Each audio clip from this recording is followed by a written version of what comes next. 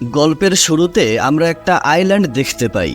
সেখানে একসাথে অনেক পাখিরা বসবাস করত, কিন্তু রেড নামের এই পাখিটা সবার থেকে আলাদা বসবাস করত, কারণ এই লাল রঙের পাখিটা অনেক বেশি পরিমাণে রাগ করত।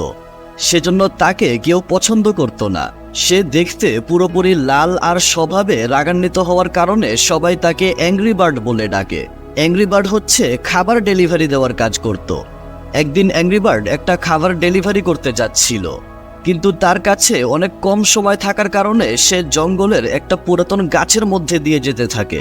তখনই সে ওখান থেকে নিচে পড়ে যায়। সে অনেক চেষ্টা করে জঙ্গলের অনেক বাধা বিপত্তি পেরিয়ে ওই খাবার ডেলিভারি করার জন্য এগিয়ে যাচ্ছিল, কিন্তু সে যখন একটা গাছের ডালের উপরে পড়ে যায় তখন সে সোজা ছিটকে পানিতে চলে আসে।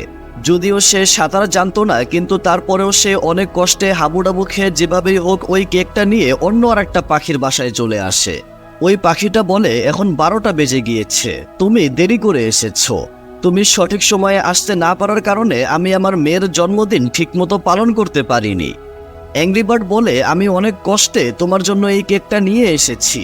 এটা বলে সে কেকটা খুলে দেখে ওই কেকের ভিতরে একটা কাঠবিড়াল বসে রয়েছে।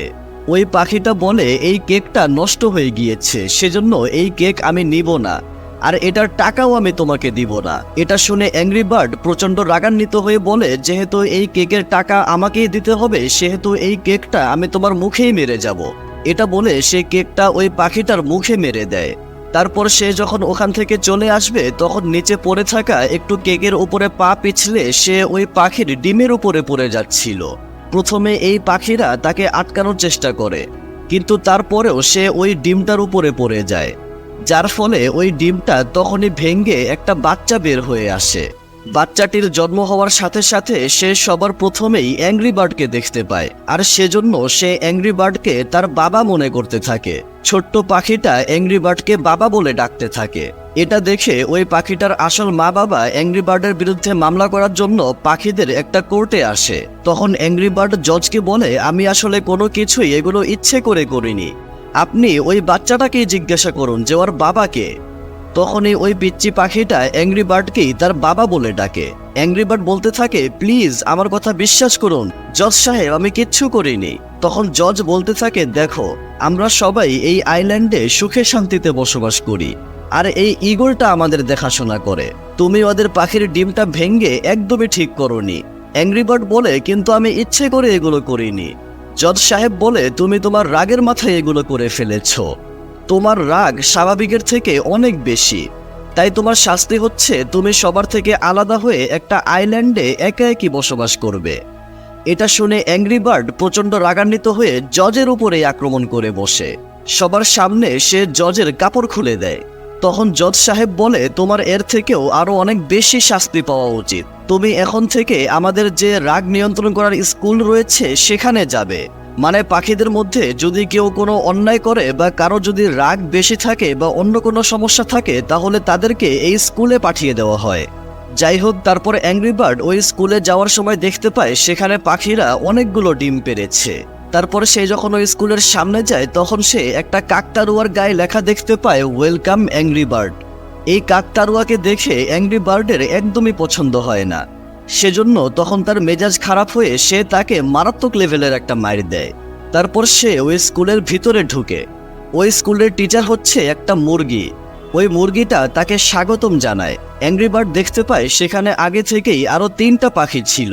এই হলুদ পাখিটার নাম হচ্ছে চাক, লাল পাখিটার নাম টরেন্স, আর কালো পাখিটার নাম হচ্ছে বম। চাক আসলে পুলিশদের পকেট মেরে তাদেরকে অনেক বিরক্ত করেছিল, আর বম একটা বাড়িতে ঢুকে রাগ করে ফেটে তাদের পার্টিটা নষ্ট করে দিয়েছিল। আসলে বমের যখন অনেক রাগ হয় তখনই সে বমের মতো ফেটে যায়। তাদের টিচার তখন তাদের রাগ নিয়ন্ত্রণ করার জন্য যোগা করাতে থাকে, কিন্তু এত নিয়ম কানুন বমের একদমই পছন্দ হচ্ছিল না।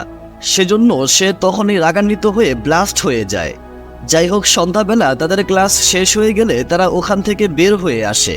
রাস্তায় দেখা যায় অনেক পাখিরা তাদের বন্ধুদের সাথে অনেক মজা করছিল, কিন্তু অ্যাংরি বার্ডের কোনো বন্ধুই ছিল না। এমনকি তাকে দেখলে অন্য পাখিরাও সেখান থেকে চলে যেত। তাই সে মন খারাপ করে একা একাই তার বাড়িতে ফিরে আসে। সমুদ্রের পাড়ে সবার থেকে দূরে সে এই বাড়িতে একা একাই বসবাস করে। পরের দিন সে আবারও স্কুলে যায়।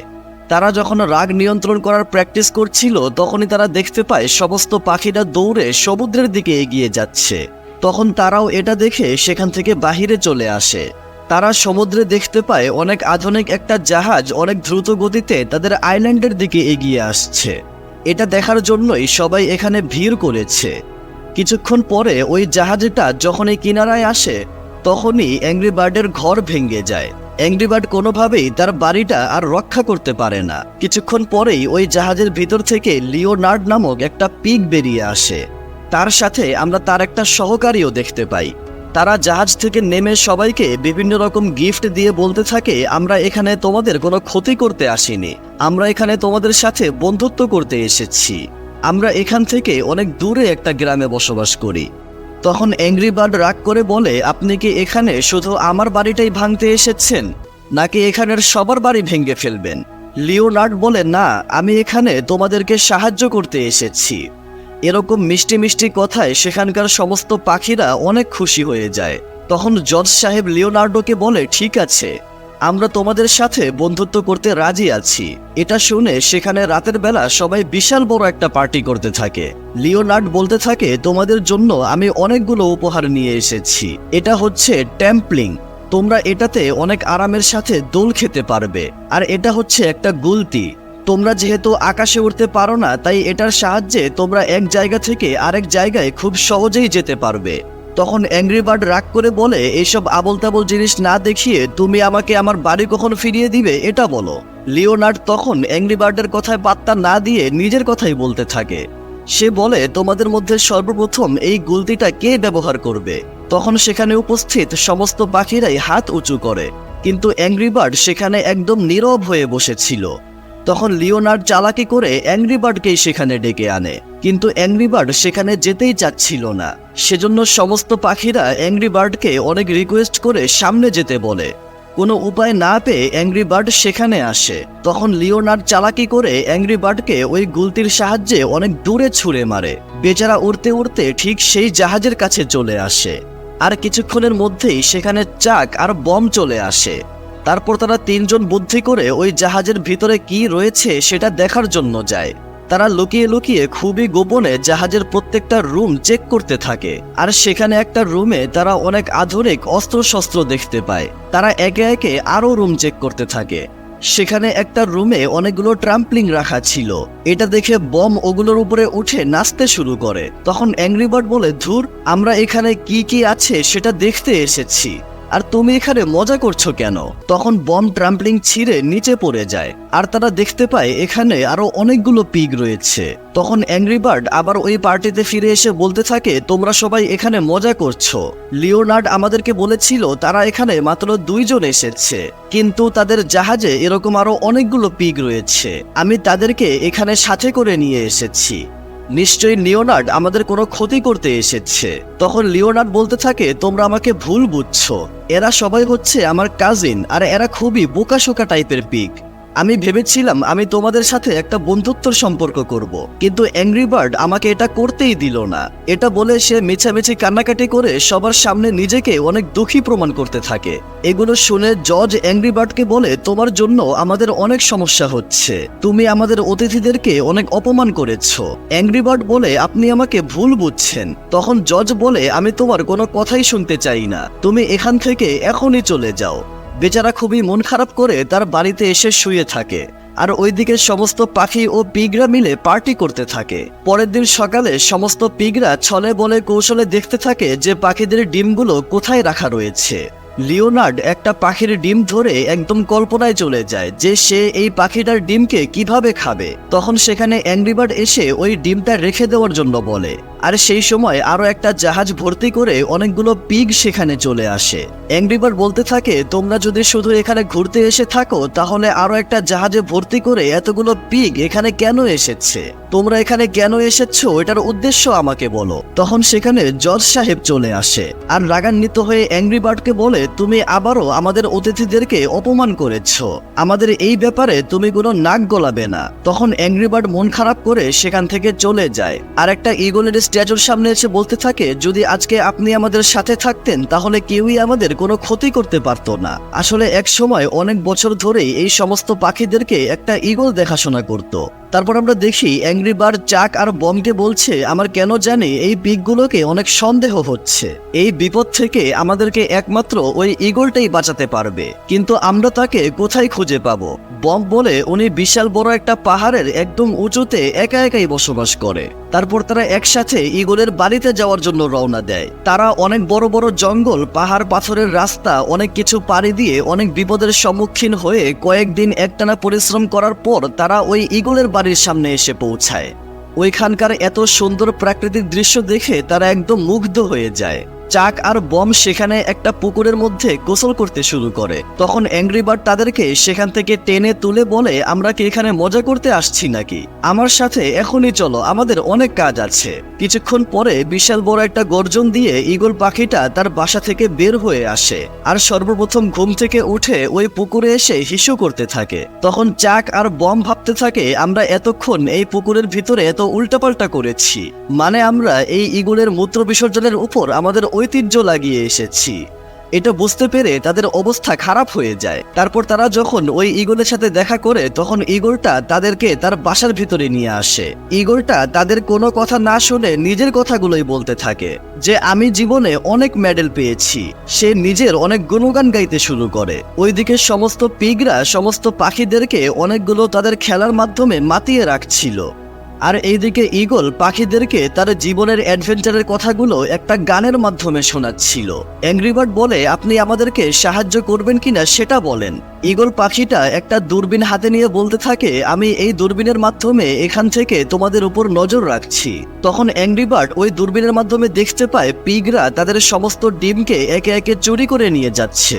অ্যাংরি বার্ড বলে, আমাদের এই বিপদে আপনি আমাদেরকে সাহায্য করুন। ঈগল বলে, না রে বাপু, আমি এখন আর উড়তে পারি না, তোমাদের বিপদ তোমরাই সামলাও। অ্যাংরি বার্ড তখন তার বন্ধুদেরকে নিয়ে দ্রুত আইল্যান্ডে ফিরে আসে। আর রাতের বেলা খুব অল্প সময়ের ভিতরেই পিগরা ওই পাখিদের সমস্ত ডিম চুরি করে জাহাজে উঠে পড়ে, আর সেখান থেকে পালানোর আগে পাখিদের আইল্যান্ডে আগুন লাগিয়ে দিয়ে যায়। অ্যাংরি বার্ড আর বম নিজেদের জীবনকে বাজি রেখে ওই ডিমগুলোর নেট ধরে ঝুলতে থাকে। অ্যাংরি বার্ড বলে, তুমি এখনই ফেটে যাও, কিন্তু বম কোনোভাবেই রাগান্বিত হতে পারছিল না। কিছুক্ষণ পরে ওই পিগরা পানির কামান মারলে তারা নদীতে পড়ে যায়, কিন্তু তবুও তারা সাঁতার কেটে কেটে ডিমগুলো বাঁচানোর চেষ্টা করতে থাকে, কিন্তু তারা ব্যর্থ হয়ে যায়। তারপর পিগরা আবারও আইল্যান্ডে আগুনের মাধ্যমে আক্রমণ করে। পাখিরা তাদের সমস্ত ডিমকে হারিয়ে অনেক ভেঙে পড়ে।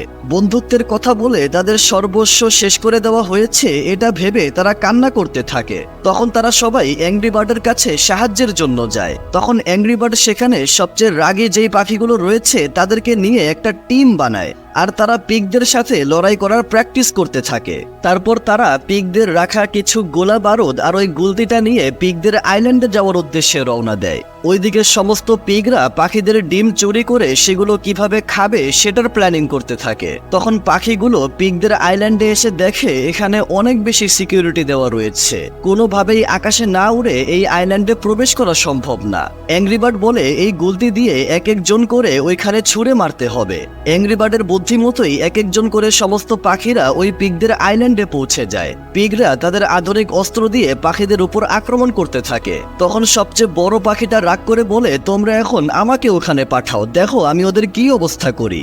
ওই বড় পাখিটা যখন গুলতির সাহায্যে ওখানে যাওয়ার জন্য চেষ্টা করে তখন তার ওজনের কারণে গুলতিটাই ভেঙে যায়। আর ওইদিকে অ্যাংরি বার্ড তার বন্ধুদের সাথে মিলে পিগরা ডিম কোথায় লুকিয়ে রেখেছে সেই জায়গাটা খুঁজতে থাকে। তখন অ্যাংরি বার্ড একটা রুমের সামনে লেখা দেখতে পায় এখানে কোনো ডিম নেই।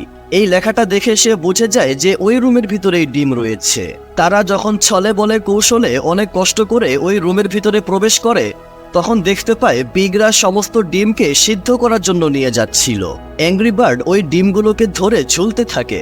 তখন লিওনার্ড অ্যাংরি বার্ডকে সহই ওই সমস্ত ডিমকে সিদ্ধ করে দেওয়ার নির্দেশ দেয়। অ্যাংরি বার্ড যেই পিগের হাতে সুইচ ছিল ওই পিগটাকেই লাথি মেরে নিচে ফেলে দেয়। আর ঠিক তখনই সেখানে ঈগল পাখিটা চলে আসে। ঈগলকে দেখে সবাই সেখানে অনেক খুশি হয়ে যায়। তখন ঈগল পাখিটা নিজের এত সাহসিকতা দেখে খুশিতে নিজের খুশিতে অজ্ঞান হয়ে যায়। যাই হোক, ঈগল পাখিটা ওই সমস্ত পিগগুলোর উপর আক্রমণ করে ওই সমস্ত ডিমকে উদ্ধার করে সেখান থেকে নিয়ে যেতে থাকে। তখন অ্যাংরি বার্ড ওই ডিমগুলোর নেটটাকে ধরে ফেলে। তখন বাকি পিগগুলো শিকলের মতো হয়ে এভাবে তাদেরকে ধরে রাখে। তখন বেশি টান লাগার কারণে একটা ডিম বের হয়ে নিচে পড়ে যায়। অ্যাংরি বার্ড ওই ডিমটাকে বাঁচানোর জন্য নিজের জীবনকে বাজি রেখে ওই জালটা ছেড়ে দেয়। একদিকে অ্যাংরি বার্ড ওই ডিমটা বাঁচানোর চেষ্টা করতে থাকে, আর ঈগলটা ডিমগুলো নিয়ে সেখান থেকে যেতে থাকে। কিন্তু লিওনার্ড অ্যাংরি বার্ডের কাছ থেকে ওই ডিমটা ছিনিয়ে নেয় আর ওই ডিমটাকে সিদ্ধ করার চেষ্টা করতে থাকে। তখন অ্যাংরি বার্ড একটা বুদ্ধি করে যে সব কাজই রাগের মাধ্যমে করা যায় না। সে চালাকি করে লিওনার্ডের মিথ্যা প্রশংসা করতে থাকে আর অপেক্ষা করতে থাকে কখন উপর থেকে ডিম সিদ্ধ করার ওই বিশাল বড় পাতিলটা নিচে এসে পড়বে। কিছুক্ষণ পর ওই পাতিলটা নিচে এসে পড়লে অ্যাংরি বার্ড ডিমটা নিয়ে ওই বিশাল বড় পাতিলের মধ্যে লুকিয়ে পড়ে, আর তখনই সেখানে বিশাল বড় একটা ব্লাস্ট হয়ে যায়। ঈগল পাখিটি তাদের সমস্ত ডিম নিয়ে অনেক কষ্টে সেখান থেকে ফিরে আসে। সমস্ত পাখিরা তাদের ডিম ফিরে পেয়ে অনেক খুশি হয়ে যায়, কিন্তু একজোড়া পাখি তাদের ডিম খুঁজে পাচ্ছিল না। তারা সবাই মনে করতে থাকে যে হয়তো অ্যাংরি বার্ড ওই ব্লাস্টে ওখানেই মারা গিয়েছে। তারা সবাই তখন কান্না করতে থাকে, কিন্তু কিছুক্ষণ পরে ওখান থেকে অ্যাংরি বার্ড উঠে আসে আর দেখতে পায় ওই ডিমটা ভেঙে গিয়েছে। এটা দেখে তারা অনেক কষ্ট পায়, কিন্তু আসলে ওই ডিমটা থেকে 3টা বাচ্চা জন্ম নিয়েছিল। অ্যাংরি বার্ড তাদেরকে বাচ্চাগুলো ফিরিয়ে দেয়। তারপর এই আইল্যান্ডের সবাই অ্যাংরি বার্ডকেও তাদের কাছেই একটা অসাধারণ সুন্দর বাড়ি বানিয়ে দেয়, আর সমস্ত পাখিরা অ্যাংরি বার্ডকে তাদের সর্দার হিসেবে মেনে নেয়। আর এটার সাথেই এই গল্পটা এখানেই শেষ হয়ে যায়।